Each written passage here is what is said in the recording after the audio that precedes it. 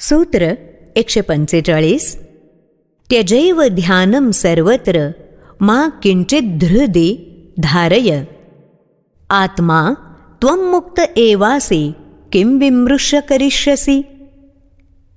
ध्यानधारणा इत्यादी साधनांचा त्याग कर. आता हृदयात अन्य कशालाही जागा देऊ नकोस. तू आत्मा असल्यानं मुक्त आहेस.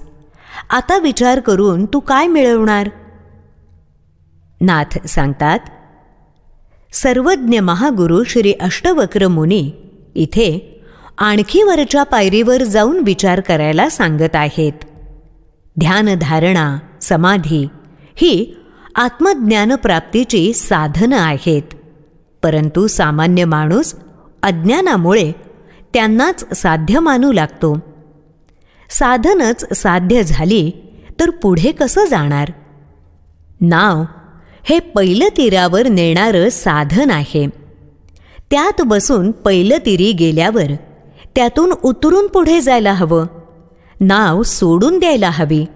अन्यथा पुढची वाटचाल कधी आणि कशी करणार. नावेतच बसून राहून उपयोग काय. तद्वतच ध्यान धारणा समाधी ही स्वरूप जाणून घेण्याची साधनं आहेत. त्यातच अडकून चालणार नाही.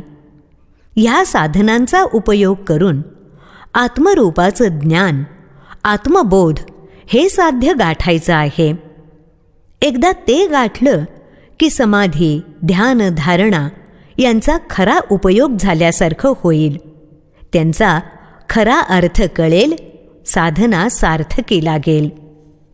त्यानंतर अंतरात्म्याशीच एकरूप झाल्यावर तिथे अन्य कशाला स्थान मिळणार. ज्ञानाअभावी अंतरंगात विकार विचार आसक्ती अहंकार या द्वैतमूलक गोष्टी भरून राहिलेल्या असतात. परंतु ध्यान धारणा समाधी ह्या साधनांनी त्याच गळून पडल्यानं अंतरंगातील केवल चैतन्याचीच अनुभूती येते. समाधी ही निर्विकल्प होते. चित्त शून्यावस्था प्राप्त करतं. हीच अंतरंग आत्म्याची परमचैतन्य शक्तीच्या अस्तित्वाची अनुभूती. हेच आत्मज्ञान.